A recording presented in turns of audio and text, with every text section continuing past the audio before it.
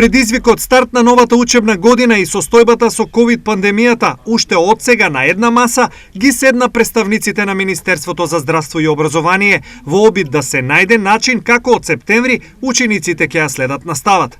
Во моментов во игра се три можни сценарија. Сите во владата и премиерот и министерот за здравство и јас како министерка за образование сакаме да учебната година започне со физичко присуство. Но системот на образование е подготвен за три сценарија. Првото е целосно отварање на училиштата согласно протоколите здравствени, да можат сите ученици да седнат во своите клупи за сите оделенија и сите години.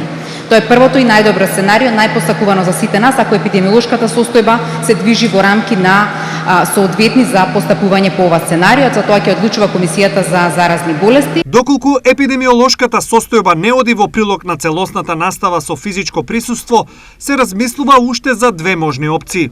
Едното е, како и оваа година, да имаме дел од учениците со физичко присуство, од прво до четврто оделение, останатите да одат онлайн во дадената национална платформа и секако да се доставуваат материјалите за учење, но имаме и трето сценарио кој укажува дека можеби во не толку критична состојба за целосно затварање да имаме поделба во групи, една недела една група ученици, друга недела друга група. Царовска потенцираше дека подготовките ќе течат во текот на летните месеци, а на 1 септември ќе се стартува со новата учебна година.